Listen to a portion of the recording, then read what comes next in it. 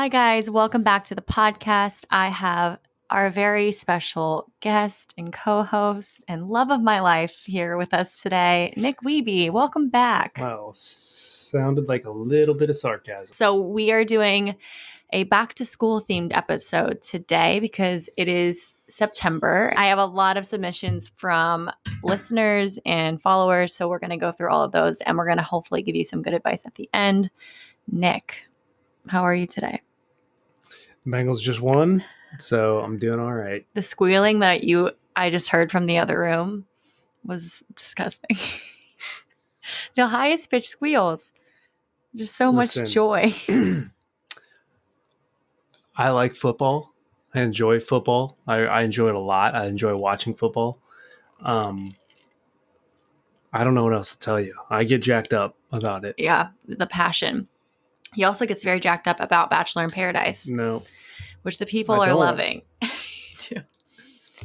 Anyway, so we're going to get into all of that today. Make sure you stay till the end if you're looking for some good advice, because that will be towards the end of the episode. But Nick, I'm wondering, because we didn't know each other until last year. What were you like in school? I mean, I was an athlete. So I was probably your typical jock, but I don't know. I tried. I think I treated people well for the most part. Like I wasn't a bully or anything. I do any swirlies in the bathroom? No. This isn't an 80s movie.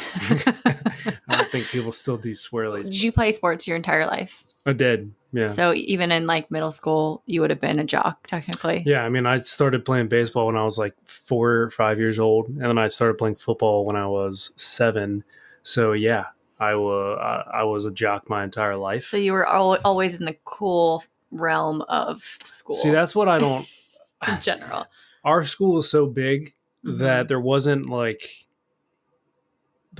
one like the popular kid, like the cool group. Like I had friends who didn't play football or play any sports. Yeah, I mean, I tried to be friends with everyone. I kept to myself a lot, I guess. I mean, I don't think I was like, I was never the type to like seek attention.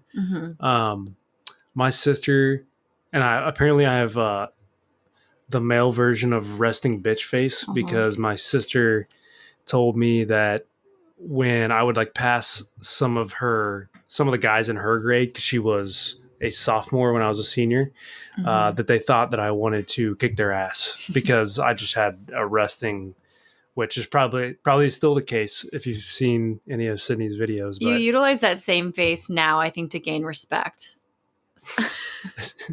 This isn't Street Fighter. This isn't Mortal Kombat.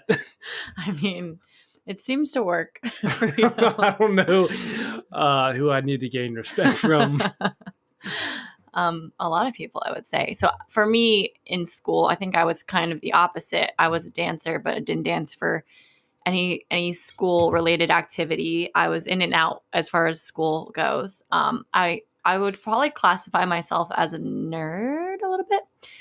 In middle school, I went to a gifted program. So it was a gifted middle school. My dad refers to it as the nerd factory because it was like all the smarter kids from all the different schools all went to one school. That was where I went, which honestly did me a disservice because then in high school, when it came time to be like, I decided I was over the gifted life and I wanted to just go regular public school.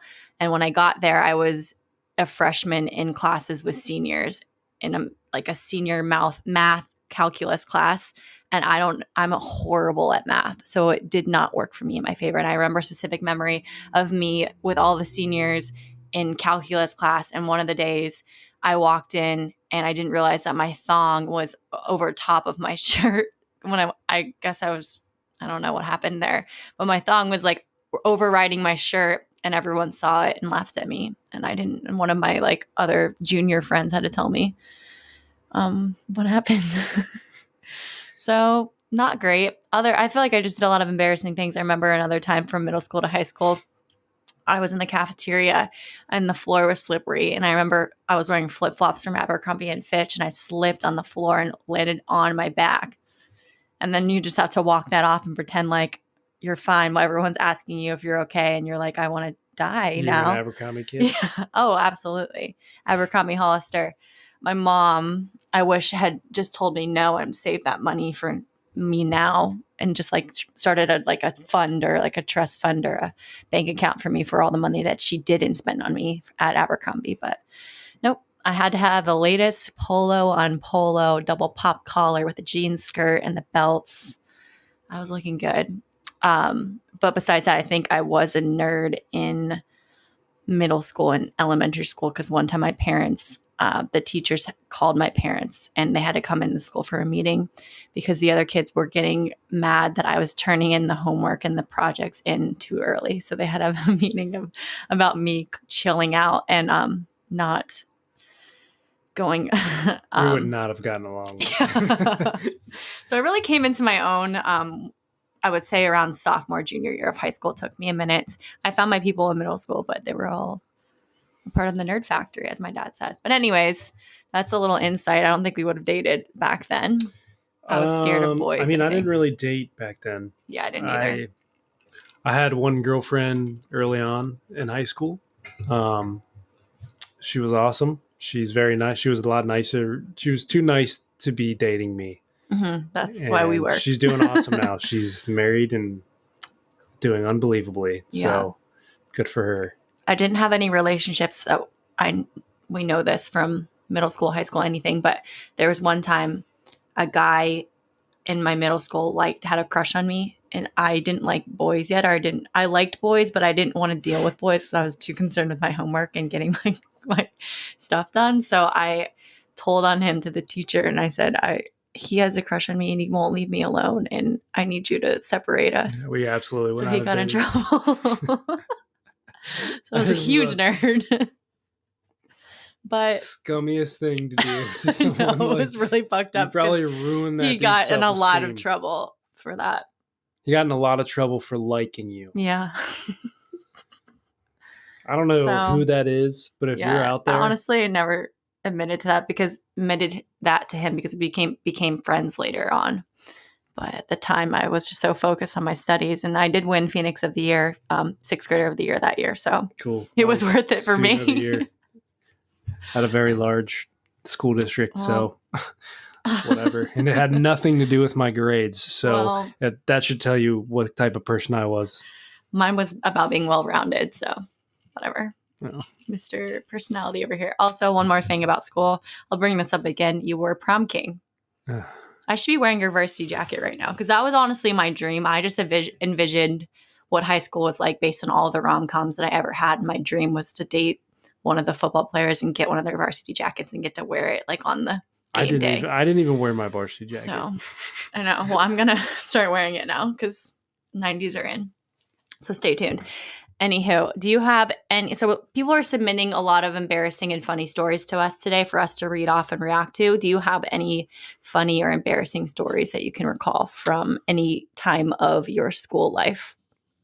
I don't really have embarrassing stories, but I mean, honestly, not that I can think of. Any funny stories? I'm sure my friends would be able to just tee those up left and right, but no, I remember saying some really jock things in the yearbook because I specifically remember getting asked the question how was senior year different from junior year? In your yearbook? Yeah, for the yearbook, they whoever was in charge, they asked they asked me a question, and I was important. And I specifically asked the question do you mean school in general or how was football different? And I specifically remember them going, football. How we'll talk about football. How was football different? And that is the only quote that they used. So I sounded like a complete jock idiot. What was the quote? The quote that they used was all right, so the question was, how was senior year different from junior year? And I said, Senior year was different from junior year because I felt like I contributed more to the football team. I was able to score a touchdown on defense, special teams, and offense. So I was able to contribute in a lot of different ways. And if you just read the yearbook and all the other responses, you'd be like, this kid is an absolute meathead idiot and he deserves to be jailed so Such he a cannot one-track reproduce. mind. Oh, And I good. think about that all the time. I mean, that's Multiple times a week, I think about how dumb I was for giving that answer. It just shows where your, loyalties were at that moment in time and what you thought about, which explains why you probably didn't have a girlfriend. I mean, yeah, I had a girlfriend early on in high school, like freshman, sophomore year, and then kind of dated a girl towards the end. But I was towards the end of high school. I don't think I was a great person as far as like being someone you'd want to date. I had football on my mind. I didn't know how to handle myself in a relationship. Mm-hmm. So like my focus was like hanging out with my boys and trying to get a scholarship. And it showed because I made some poor decisions. And then one other point I want to bring up about your high school upbringing was the fact that your mother was the high school cheerleading coach. Was that for all 4 years? Yep. So sure was. You guys were forbidden to date the cheerleaders. And we weren't forbidden to date the cheerleaders, but she just didn't like it because, yeah, I mean, those were her girls. Yeah, she, yeah. So she liked them more than she liked me. Yeah, probably. So yeah, I was not allowed to date. I wasn't trying to date the cheerleaders anyway.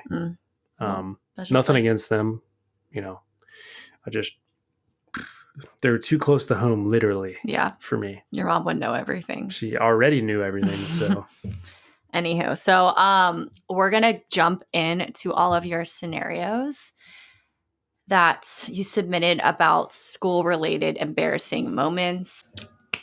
Would you like to read the first one? Sure. In college, I got so drunk the night before my finals for speech class.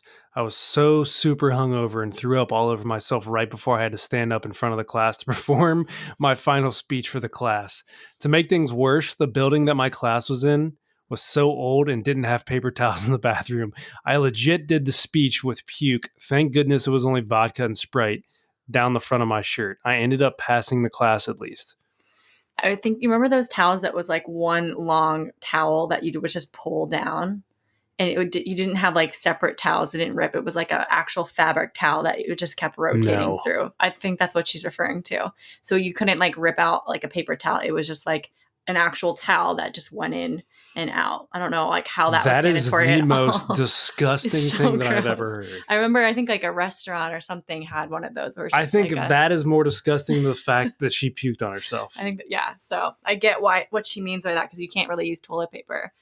Honestly, the show must go on is a theme that I've lived by for most of my life, and way to be a team player. Yeah, if I was in the class, I would for sure, the second you got off the like out of the front of the class, given your speech, got done with your presentation, I would have knucked you up so hard. And then like, that's awesome. Like, we're best friends now, because that's a power move. I wonder if it took the pressure off of you speaking in front of the class, because I think that's one of my top 2 fears is giving speeches in front of classes. I've gotten better at it since, now that I'm making it my job, but it's so nerve-wracking, especially in a college setting like that, where I'm sure it's like a lot of people. College classes normally are huge, and speeches in general are so scary. And then the fact that you would puke on you almost might have helped you, because you're like, I'm fucking at bottom right now. Like, how much worse could it get?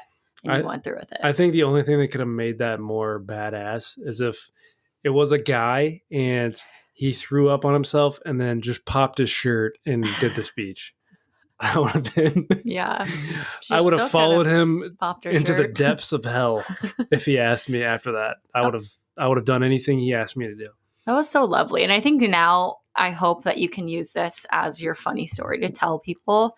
And now that I'm sure it was super embarrassing at the time, but I hope now that we're at a point where we can laugh at ourselves. I have many of those stories where I've done dumb things and now I can laugh at myself. Sweet 3-year-olds never used a urinal before and thought that they sat on them to go potty. You know what's hilarious is, I'm not going to name any names, but when I was in the second grade, I walked into the restroom and one of my classmates who had clearly never used a urinal or used a urinal outside of, with one of his parents helping him. I walked in and he was bare ass at the urinal, like underwear, pants, everything down to his ankles. And I think about that 12 times a day. Did you say anything to him or you just let him go? No, I thought it was the funniest thing I've ever seen in my life. So I went into the stall because I was laughing so hard. I couldn't stand next to him. I didn't have it in me to stand next to him. But when I tell you I think about that, obviously 12 times a day is an exaggeration. I think about it a lot. I think about it at least once a week.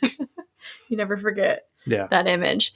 Yeah. So I mean, it's funny. hard to use things for the first time. Like for me, what it's bringing up is the first time I ever used a tanning bed. I didn't know that you had to shut the bed. So I went with my 3 other friends and no one told me, like, I got the gist of it. Like, you get in the bed, it turns on. Didn't sound like Great. you got the gist of it And at all. I didn't know that I had to take it further by closing the bed. So I go through the whole 15 minutes or however long you're in a tanning bed for. Your back is My just back roasted. is roasted. This is the first time I've ever been there. And I get out and everyone's like talking about it. They're showing off their tan lines. They're showing off like the little sticker that they got in the front and like how tan they got. And then something was brought up. I think it was like around the same time Final Destination was out. So like people were talking about like closing the bed and being scared of that. And I was like, what do you mean? Like, we're supposed to close the bed? I mean, I just laid on it. Like, what do you mean? They're like, what? Yeah. So I learned after that you're supposed to close the bed and then the front gets tanned and then not the back. So my blue light was just going out into the room and I was fried on the back, nothing on my front. So I learned my lesson after the first time. That was recently.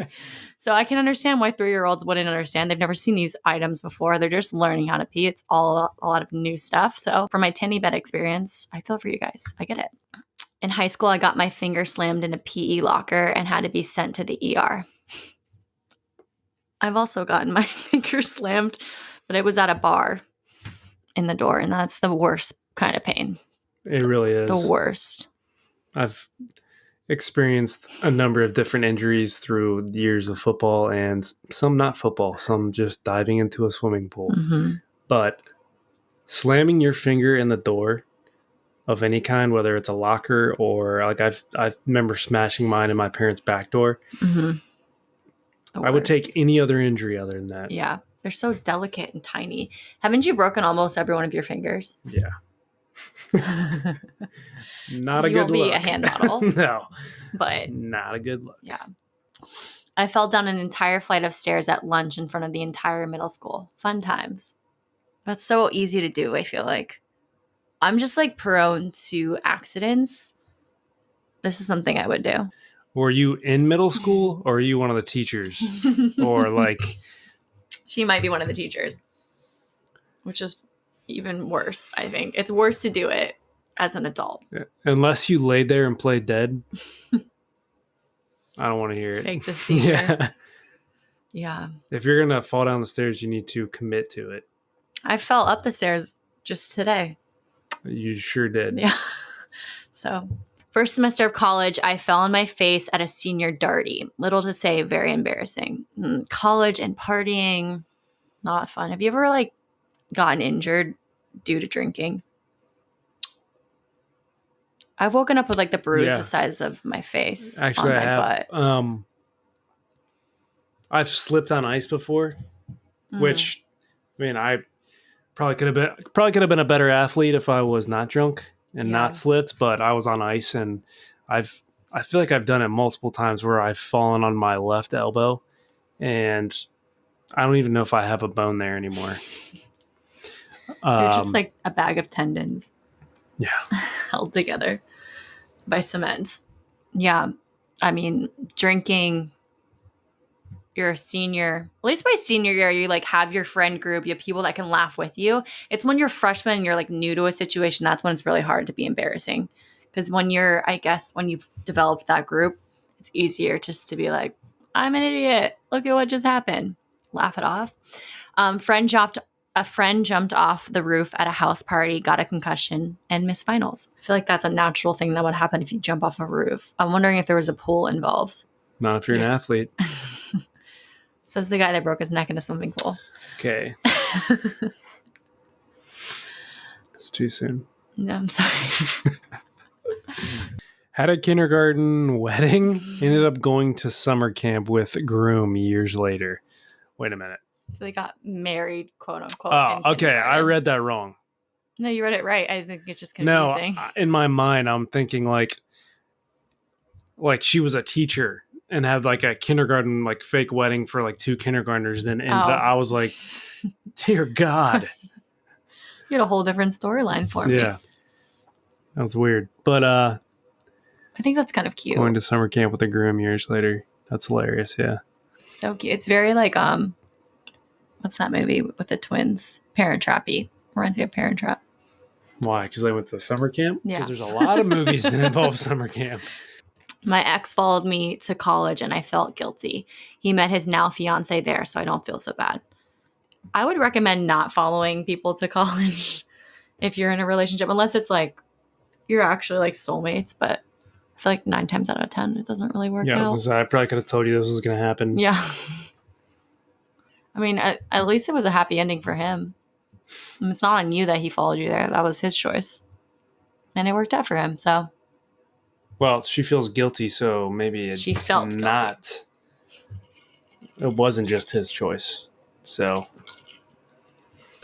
This is why I wouldn't recommend following your significant other to college. Senior prank was pasta fight in a hallway. Several people got suspended because admin checked local grocery store cameras to see who was buying pasta to throw for the prank. Honestly, genius. And props to the admin. Sounds like we got the FBI involved.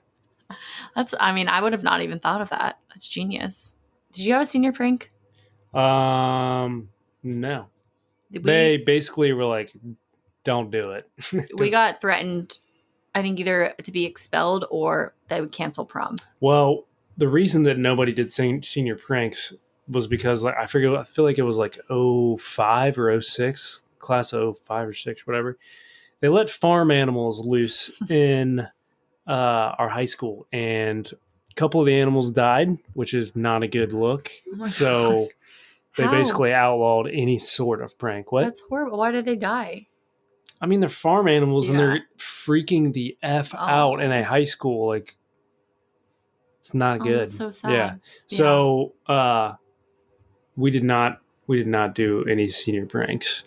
Okay. We didn't either. But we didn't want to lose prom. I'm sure you didn't care about prom being I was a cheerleader in high school and slipped on a whole pickle during a rival basketball game in front of hundreds of people. This is something else I would do. I'm trying to think of like the times that I've fallen on like a stage or in front of people. And honestly, not as many as you would think. More might have been like my bra popping off or like having to like go off stage and like try to attach it, or like your hat falling down and having to like figure out how to keep dancing and grab it. My one friend though, we were at Madison Square Garden dancing for the Knicks, and she managed to, we wore heels to dance. She managed to step into her dress somehow and fell straight onto the garden floor on her knees. And then like she was like so discombobulated by it. She was still trying to figure out where she was in the dance and stand up. And she ended up crawling on all fours for a good like 30 seconds. And that happened to be on the jumbo, like the mega screen, Megatron or whatever you call it, which normally Megatron, is it a Jumbotron. They played that specific part because they go from camera to camera, and it was just her on the Jumbotron crawling on all fours for 30 seconds. So good times. I love a good falling story. Part 1, I just finished my master's degree and I'm student debt free with my husband at 28. Part 2, and part of me wants a different master's degree, MSW or law school. Help. Sounds like a decision that should have been made 2 to 4 years ago. Yeah, sounds just like a lot of money. But, I'm all for following your dreams. You just might have to like create a budget. Maybe you have to work for a few years to raise that money, because student debt is rough. Like you were talking to your friend about that. Like we went to dental school. Like half of it is just like paying off loans. Yeah. Yeah, but I mean, yeah, obviously, I was joking about the 2 to 4 year. Like, I still, 30 years old, and what I'm doing now could change. Who knows? That's true. You could always Um, want to go back to school. not what I said. I did not say that.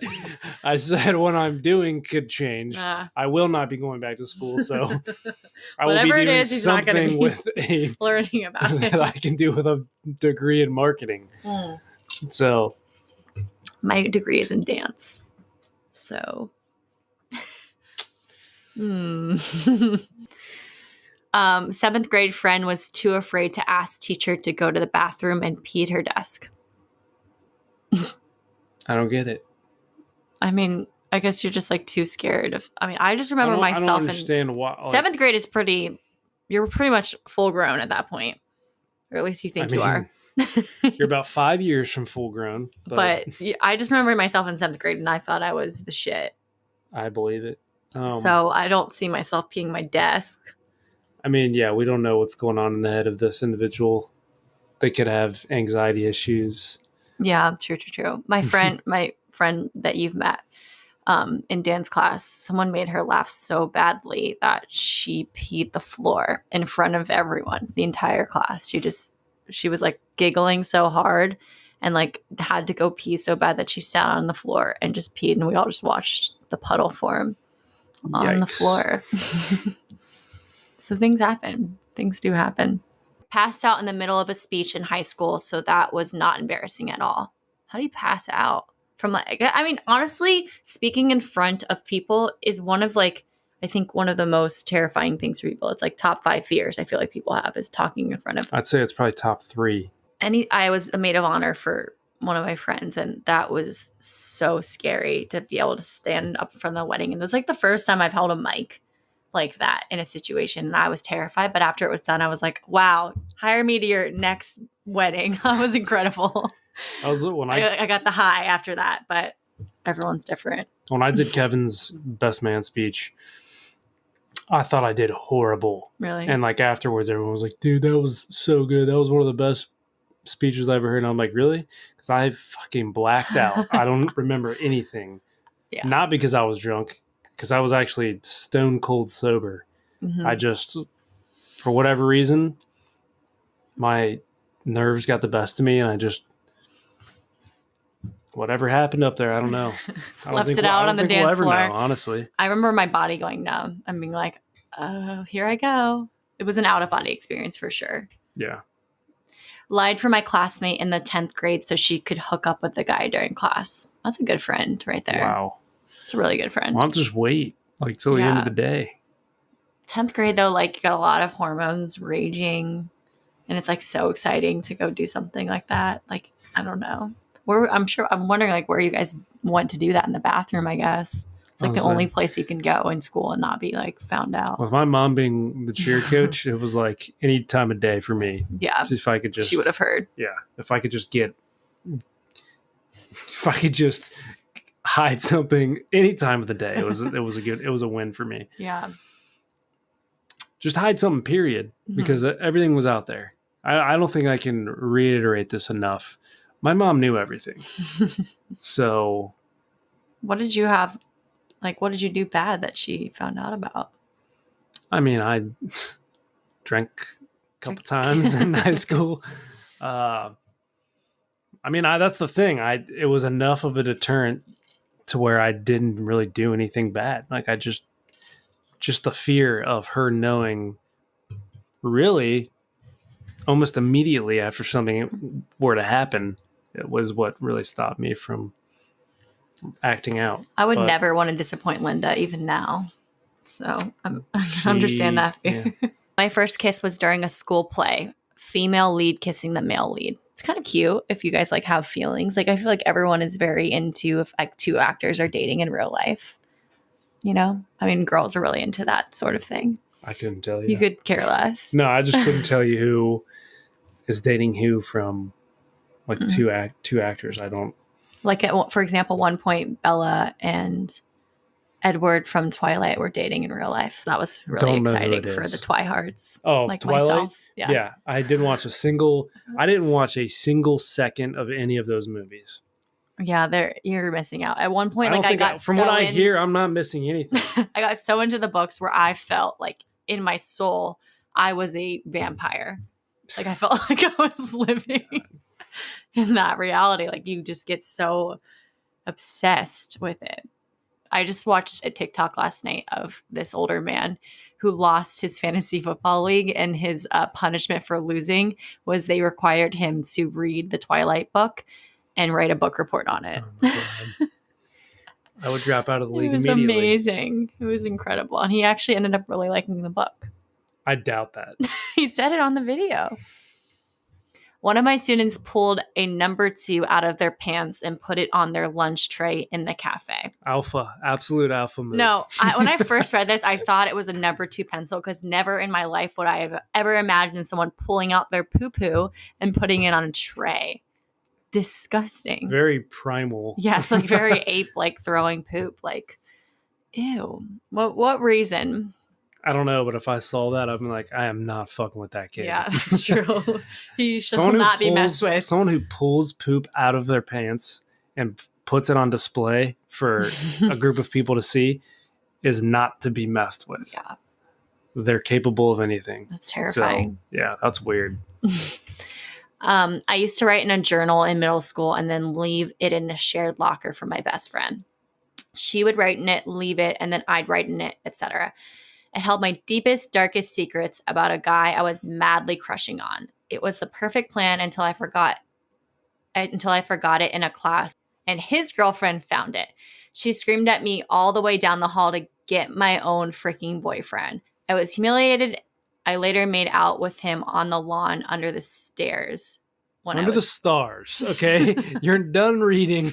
I can't do the long. That was one of the more painful things that I've ever experienced in my life. I'm reading the words and I'm listening to her basically mispronounce multiple words. I don't know why I am so bad at I don't know. I was humiliated and I later made out with him on his lawn under the stars when I was 24. I'm embarrassed now, so I'm just going to sit here. What do you have to say about that? I've never done that. I've never written my deepest, darkest secrets in a journal. So I don't really have an opinion on this. I'm getting very nostalgic. I used to have a journal that I don't remember the brand, but it was like it would make noise and you would lock it. Like it had a lock that was attached to it. It was like on this plastic thing. So secure, I'm sure. And I thought I don't even know what you could have to write at like that age. Would that have like a key to unlock it? Yeah. Yeah. The manufacturer did not change the keys. They were all universal. So you could have bought 2 notebooks and somebody could have opened that. If they would have just bought another notebook, they could have opened that journal. Yeah. So secure. not Not a foolproof system. But I can't imagine the embarrassment from this, but I love that it was a full circle story in a moment where you got to still make out with him later on, you know? You guys got the last laugh. Yeah, for sure. Even though I butchered your story by not being able to read, it was a great story. Thank you. Sorry. I'm so sorry. Go ahead. While I was walking to one of my college finals in Mizzou, Missouri, a guy riding his bike rammed into me and sent me flying backwards. I was today fine, but probably about 100 people saw, and I was so embarrassed. I think she meant I was today totally fine. Oh, yeah. Okay. There's nothing to be embarrassed about. He hit you. I can see, like, that's what's funny about, like, being younger is, like, everything is embarrassing when it's, like, doesn't really even matter. Like, he hit you. All I can think about when somebody gets hit by a car but they're fine is, like, super bad. What the fuck when happened? He gets, like, rammed in the butt and goes, like, forward in the seated position. Mercy Street, guys. Greatest movie ever. Also, my brother got hit by a car on a date, like a first date with a girl. Mm-hmm. This was like when he was in college, I think.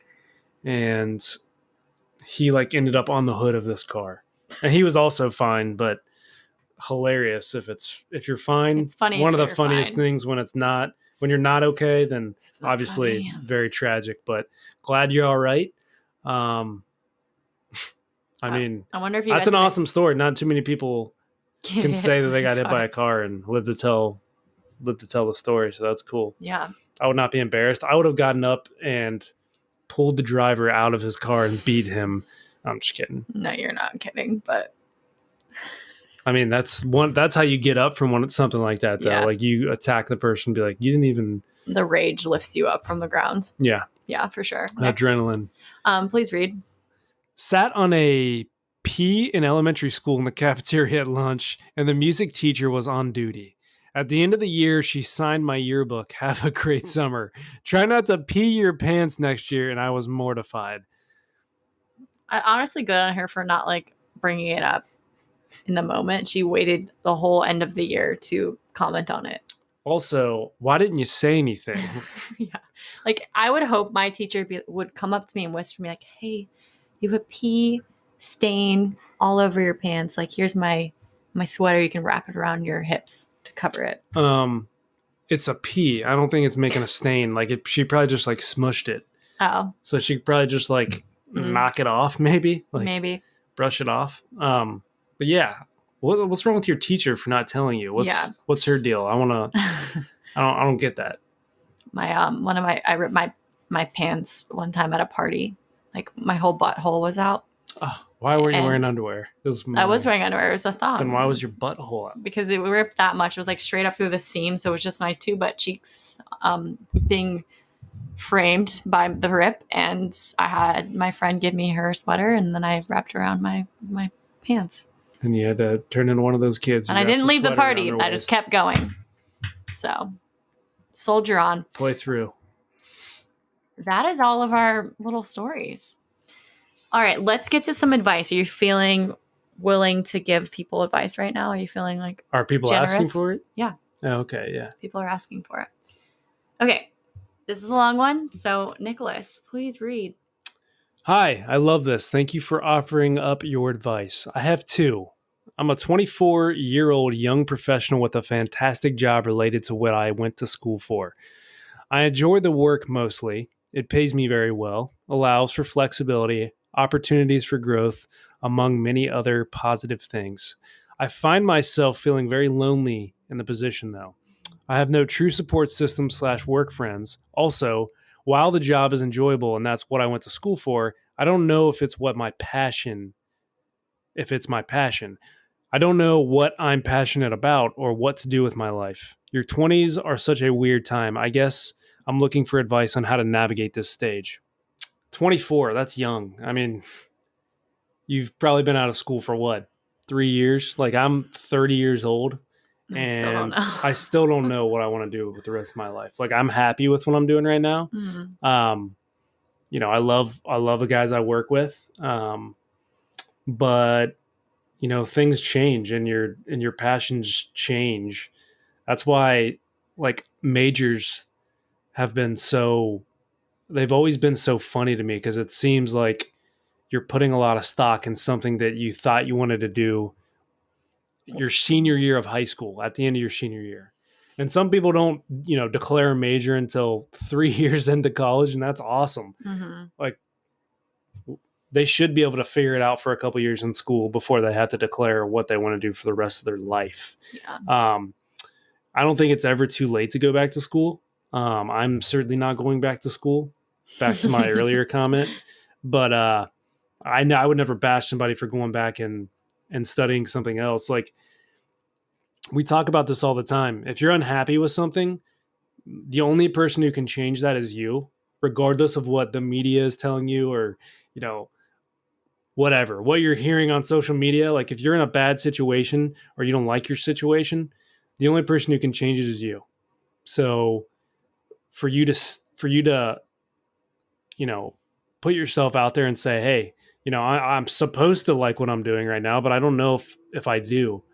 And even thinking about going back to school, like, you're already bettering yourself in ways that, I'd probably say 75% of people wouldn't do.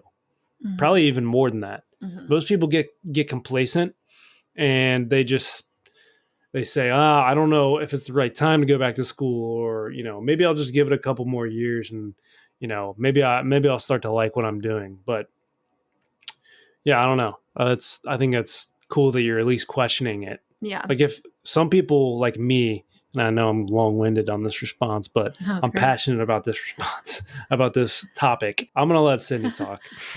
um, I think with your 20s, like it's all about figuring it out. And I think we are feel like we're expected to know and have all the answers when you're in your 20s. But honestly, your 20s is about just like trying things and making mistakes and seeking out passion. I think we feel like we have to have it like known by 20, or by the time we graduate, we just like have to know exactly what we want to do and be passionate about it and just fall into the perfect job and be working in our passions and have all of these pursuits and then fall in love. And then all the things are just like, there's so much pressure around that time of your life. But honestly, I think 20s should be about just trying and failing and failing and failing and then trying again and picking yourself back up and just testing the waters, taking chances, moving across the country to random places, like going where your passions lie. And even if you don't know what those are, it's a good time to try and figure out what that is. And the best way to do that is either to try something and decide that you don't like it and changing it, great. If it's a money thing, and I know that can be hard, especially in your 20s, to like change up your life that much without having like the funding and stuff to do that, then maybe seek out what, even on social media or on TV or whatever, seek out people and see what they do and see where you're kind of drawn to. If there's certain people that you relate to or you like that they're the way that their career paths have gone, I would say either like obsess over them and figure out what they did, listen to whatever podcast they've been on or whatever interviews they've done, or reach out to them directly if they're not like, if they're accessible. And that's a good way that for you to figure out what you like if you don't know right now. Figure out based on what other people have done, because I feel like it's a lot easier for people to understand what something will look like for them if they've seen other people accomplish it and how the steps that they took to do that. And people are usually pretty generous about giving advice, or maybe not even mentoring, but just answering a couple of questions if you are inspired by them or what they have done and you're looking to follow something similar. Everyone's going to have their own path. But I think that this time, like, you're doing exactly what you're supposed to be doing right now at 24. You're supposed to be questioning things. You're supposed to be figuring out what you like. And it's really uncomfortable and sometimes really annoying, but it's a good time to be doing it. And you're asking all the right questions, and don't be afraid to not have all the answers yet, or even for a long time, or even when you turn 30 and you've gone through your 20s and you still don't know, or you're still figuring it out. Same. I think we're both on the same page with that. Yeah, I would also say, like, always keep an updated resume. And if you're being, like, I know just being in sales, I get recruited every once in a while. Like, people will pull my profile on LinkedIn, recruiters will reach out, and, I started out in recruiting, and I would always ask other people, like, listen, I'm not asking you to make a job change right now. Just hear me out. If you want to have if you want to, communicate afterwards about that, maybe it sounds like a good opportunity. We can talk a little bit more about it. But if it's not interesting to you at all, cool. I'll leave you alone. I'll never talk to you again. So, like, whenever a recruiter reaches out to me, I've always tried to at least hear them out, because you never know if it's a better opportunity. Okay, next one. How do I walk away from someone I still love? If you're asking this question and it's, even if you still love them and you know it's not right, then the quicker that you do it, the quicker you can move on to where you're supposed to be or the right person. I mean, love is hard, but if you know deep down in your soul and your heart that it's not going to be what you're looking for in the long run, or if it's not right, then you have to walk away. You're wasting your time. You're wasting their time. You're wasting a lot of people's time. And the quicker you can do it, the quicker you can start to overcome it and move on from it. It's hard. Heartbreak is very difficult. We've talked about this a lot on the podcast, but often those times when you do things like that, you take those hard leaps or make those tough decisions, is when you learn the most about yourself and figure out your strength and what you're capable of. So they tend to be very transformational. Yeah, I think this is a pretty straightforward one. If they're not making you a better person, or if they're holding you back from being the person you want to be, then it should be easy to walk away. I don't know what the reason is. This is kind of a vague. Yeah. We don't know what the reasoning is, but I would say if they're not making you a better person, or they're not bettering your life in some way, or if they're holding you back again from being the person you want to be, then should be an easy decision. I'm 22 and I've never been on a date or kissed anyone. Worried it will be weird for guys. Go ahead. Why? I don't know. Why can't you read? I don't know.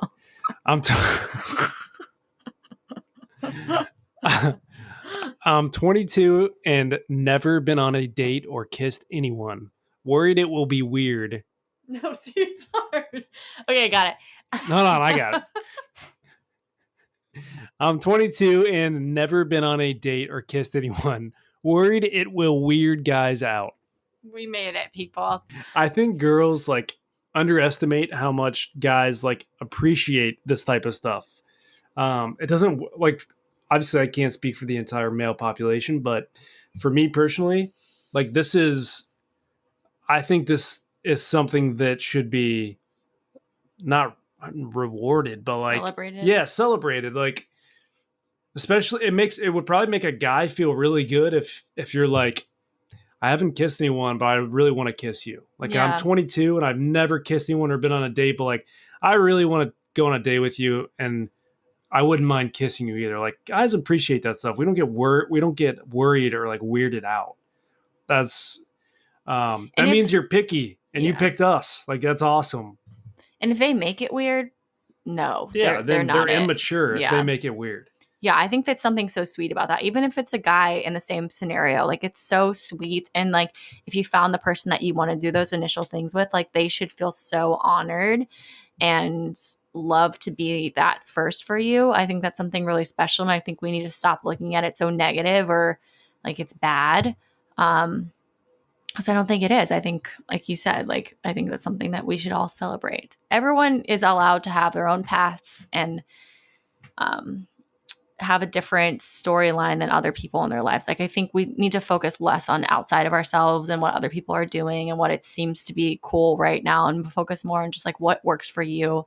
And this is probably what's worked best for you. Because I mean, me personally, I waited to do a lot of things with as far as dating goes and certain steps a long time because I wasn't ready for them yet. And I didn't want to sell myself short and have experiences with the wrong people. Still made some mistakes, but I liked my path or how I went about it because it was best for me, essentially.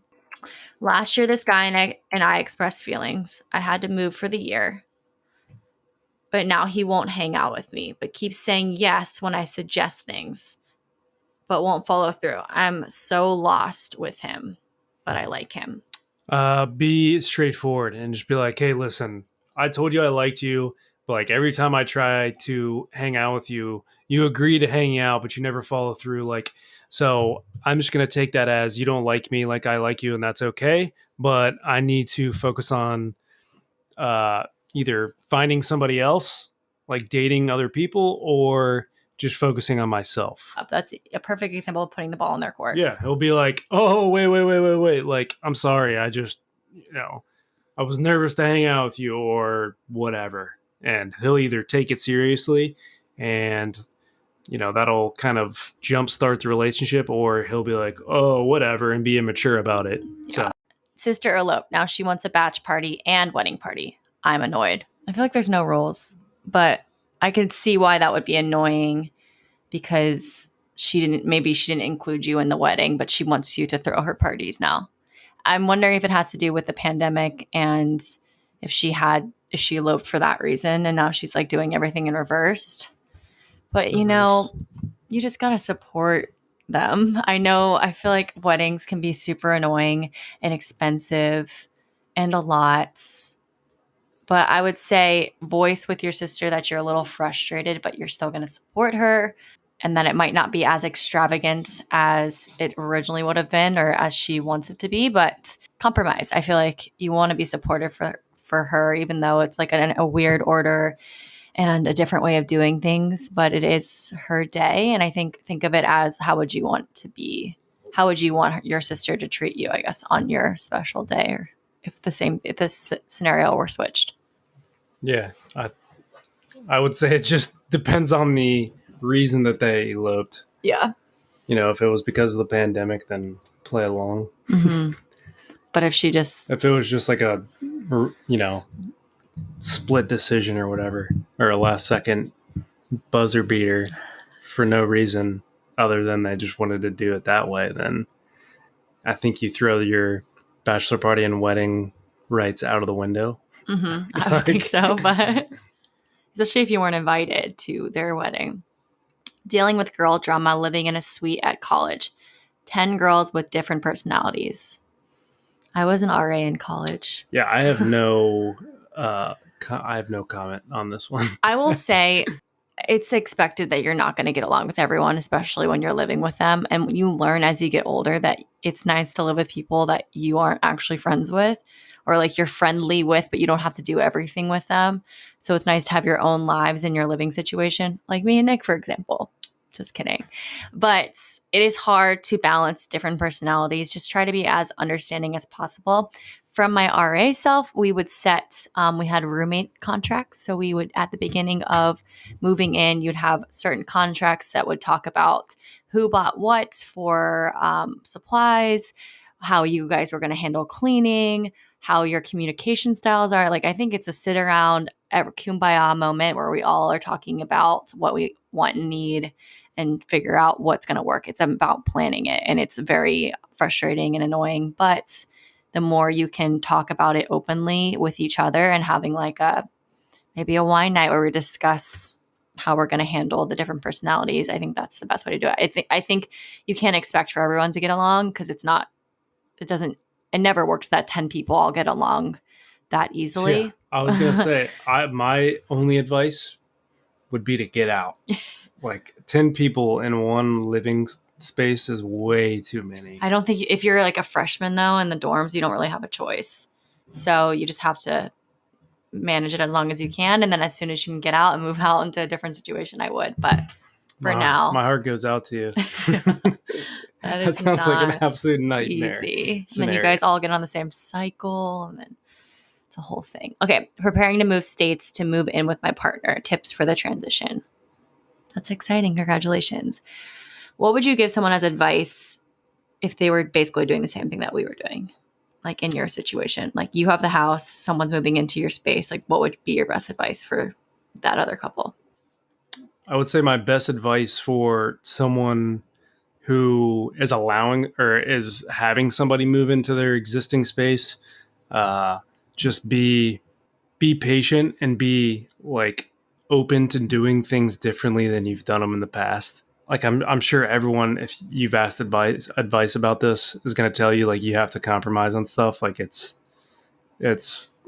no longer your space, and you have to realize that. Like even though it's your house or it's your apartment, and you've been paying for everything, but like it doesn't matter. Like the second that other person moves in there, that's their space too. It's not fair for you guys to like do everything or operate exactly how you've always operated. That's not fair to that other person. So that would be my biggest advice, is just understand that it's no longer just your space. Yeah. And I would say for the other person, just being understanding and not try to like take over right away and change everything right away. Give it like a couple of weeks and then change everything.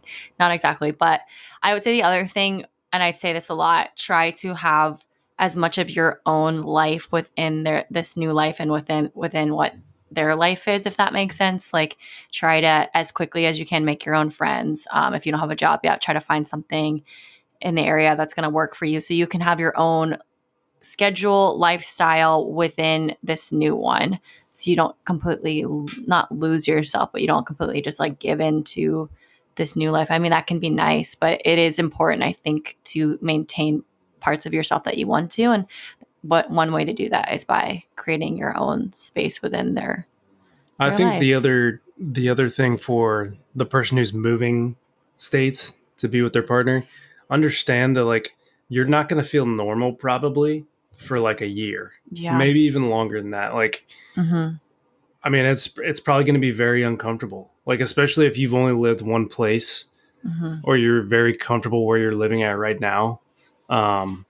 It's going to take some time. Like, you're probably not going to meet friends for a long time. Like, you're probably I don't know, not going to have your bearings really for a year, or like I said, maybe longer. But I think you need to understand that going into it, and don't let that affect your relationship with that person, I Yeah. guess.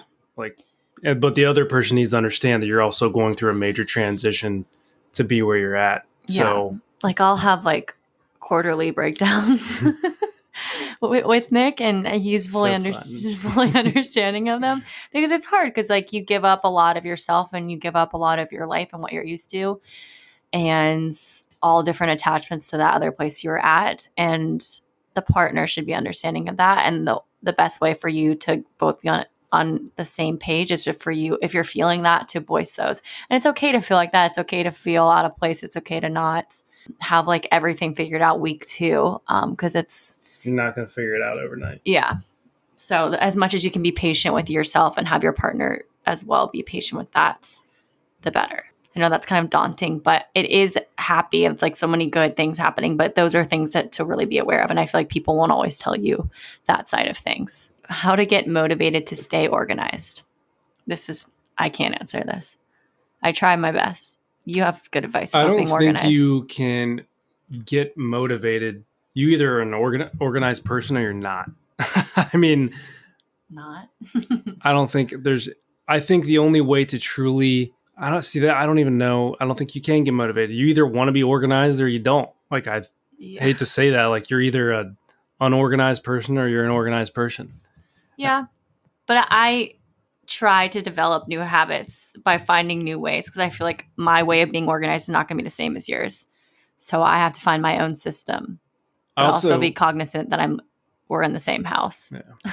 So I think the only way you can truly like be organized, if you're not an organized person, whatever space that you're trying to keep organized, you need to like make that space your own. Like, you need to be, I guess, proud of that space. Like, I probably wouldn't be very organized in this office because it's not my office. It's Sydney's office. Like, it doesn't belong to me. She's probably going to be more motivated to be organized than her space, because she has to be in this space a lot more than I do, if that even makes sense. Like, my office at work is very organized, and sometimes other people will use my space and they don't necessarily treat it as nicely as I do. Yeah. Because they don't have to be in there every day. And it's not their fault. Everyone has different levels of organization. Mm-hmm. So, like, I know where, for example, I was looking for my hair clip yesterday and I couldn't find it anywhere. And then I had a vision of it. Okay, it's actually in the front pocket of my backpack. So then I went and it was right there. So I almost play like memory with myself, but that's for me being organized because I know where something is. But if I were to have you look for it, I could never tell you where it was until like I went through the process of checking here, here, and here. But that's my process and it's a mess. But I will say what I've learned from you is like everything should have a place. Like, everything has a home, and when everything has a home, then it's like easier to stay organized, because if you pick the thing up, then you put it back there. And also cleaning up before you move on to the next thing, which I also have an issue with, because I'll like do one project and then leave it out and then go to the next project and then leave it out, and then I'll clean it up at the end of the day. But then he comes into it midway and he's like, what is going on? So as much as you can, like, clean up one project before you move on to the next thing. If you have a room, like, let's say if you want to get your bedroom organized, like, redo it. I feel like the more you like that space too, not just it being yours, but like, if you like the way it looks, like the final product, like if you paint the walls and like maybe get a new bed or whatever, or like get a new dresser, or like rearrange your clothes in a certain way, like, the more likely you are to be organized in that space because you put in the work to get it to where it is. Yeah. Like, you like the way it looks now because you did the work to make it look like that. So it's easier to keep that space clean and to keep it organized. Which is what I did in here. I got new plants, new pictures, a new mirror, some organized. That makes me want to be organized because it looks pretty. Hoping to close the long distance next summer, living together or separate. So if you're moving, I guess, cross country or closing long distance, should you move in together or live separately? I think that's a personal thing, but I feel like if you're going to move the distance, like, I would not have moved to Cincinnati and lived in an apartment by myself. There's no way that I would have done. I mean, I guess I would have for like, just lost a lot of Cincinnati followers. No, I'm just saying, like, I would have felt like almost unsafe because I just didn't know the area. I didn't know anyone. And like, to be living by myself, I don't know. Maybe that's not very like feminine of me, but it made sense for me to move in with you. I feel like everything's case by case. I think you need to take a look at like what type of relationship you have with this person, because if you're willing to move the distance, you better be pretty secure in your relationship with this person. And if you're pretty secure in your relationship with this person, why would you move if you're not going to live together? Yeah. My Brittany, for example, she moved to with her now husband. She moved to Charlotte. Didn't know anyone, but when she first moved, she moved into an apartment. So, and then because for them, I think it was like religion and premarital things. Like, I mean, that makes sense. So, like, if that's what it depends. It's all case by case. But if it's something like that, then that's totally fine. It's something that you have a conversation with your partner. For me, that just wouldn't have been what I would have done. Obviously, yeah. If it's not about religion, I would just say like take a good long look at your relationship, and you need to be able to see yourself living there if it wasn't for that person. So if you can't see yourself living there, if it wasn't for that person, don't move. That makes sense. Yeah. Relationship advice and waiting for a healthy relationship. It's always better to wait. It's like two things. Like, it's either wait and have to be really patient and feel sometimes lonely in order to finally get that thing that you're looking for, or it's like making a few mistakes and learning from relationships that didn't necessarily work out. So for me, I didn't feel strong enough for that second option. So I went for waiting a long time, but I don't think there's a wrong or right way of necessarily doing relationships. It's kind of, case by case. I agree. Nick, thanks for being here. It's my house. I live here. Yeah. So. Do you have anything, because you're only here month to month, so do you have any last piece of advice to leave my audience off with? It can be related to school stuff. It could be related to what we talked about, or just like any random advice that's been on your heart or mind lately. No, I mean, not really. I would just say there's a lot going on in the world right now. A lot of divisiveness. And I hate to be this person because every freaking social media account you follow is talking about this right now. But like, go talk to your neighbor or something. Like, talk to real people and stop looking at social media. It's not doing anything but fueling the fire right now. Stay out of people's business. Just mind your own business. If you have nothing good to say, don't say it. Yeah. I'm trying to take some of my own advice here lately, but I mean, there's just so much divisiveness in our country right now, and it's just not good. So, if you are feeling overwhelmed by it or just like a little bit lost, maybe just take a break. Honestly, it'll still be there when you get back in tenfold. So, as much as you can, remove yourselves from situations when you're feeling overwhelmed or taking in too much. Just be aware of it, because again, it'll be there when you get back. Feel free to take breaks and step away from time to time. I think that's all we have today. Hopefully you guys had some fun. If you're actually going back to school, have a great time. Sucks. It doesn't suck. School's super fun. But again, I was the nerd, and I kind of liked homework because I excelled at it. I miss summer breaks, that's for sure. We will sign off. Thank you guys for being here. Before you go, if you felt inclined to, make sure that you give us some 5 stars. Nick? I think I'm good. Okay. Well, we love you. Have a great day. Talk to you soon. Bye. See ya.